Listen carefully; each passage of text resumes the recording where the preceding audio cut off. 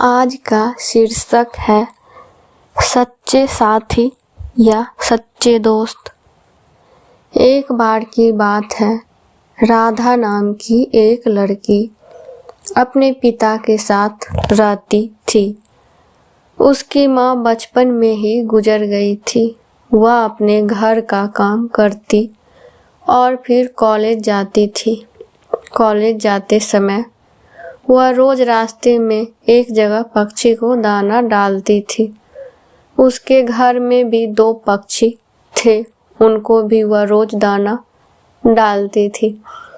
एक दिन उसको पक्षियों को दाना डालते जमींदार के बेटे ने देख लिया।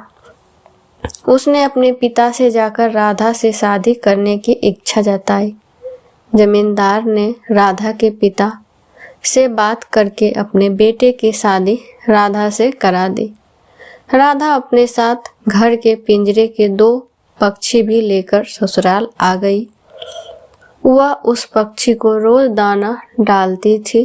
राधा की सास को यह बिल्कुल भी पसंद नहीं था। वह उन पक्षियों को परेशान करती थी। वह उनका दाना पानी जमीन पर फेंक देती थी।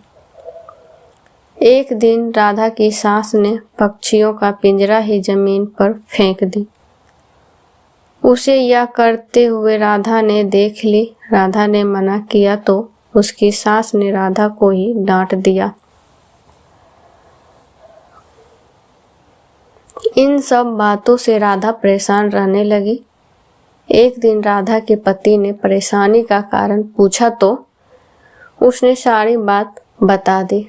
उसके पति ने राधा को पक्षियों के भलाई उसको पार्क में छोड़ने की सलाह दी। उसने पति के कहने पर राधा ने उन दोनों पक्षियों को बाकी के पक्षियों के साथ पार्क में ही छोड़ दिया। वह उसको कभी कभी दाना देने पार्क में जाती थी।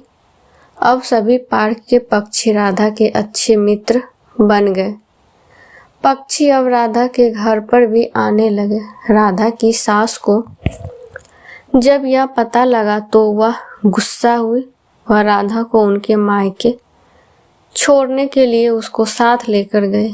रास्ते में कुछ चोरों ने राधा की सास के गाने चुराने की कोशिश की। तभी राधा के पक्षियों ने आकर चोरों पर हमला किया, जिससे चोर भाग गया। इसके बाद राधा और उसकी सास घर ही लौट आए। अब राधा की सास की सोच पक्षियों के प्रति बदल चुकी थी। उसने राधा से कहा कि अब हम दोनों चिड़ियों को दाना देने चला करेंगे और पाले के 2 पक्षी को घर वापस लेकर आएंगे। यह बात सुनकर राधा बहुत खुश हुई और पक्षी को घर ले आए। इस कहानी से हमें यह सीख मिलती है कि हमें जानवरों से अच्छा व्यवहार करना चाहिए। और ये कहानी आपको अच्छी लगी है तो प्लीज़ हमारे चैनल को सब्सक्राइब करें, लाइक करें और कमेंट में हमें ज़रूर बताएं आपको यह कहानी कैसा लगा।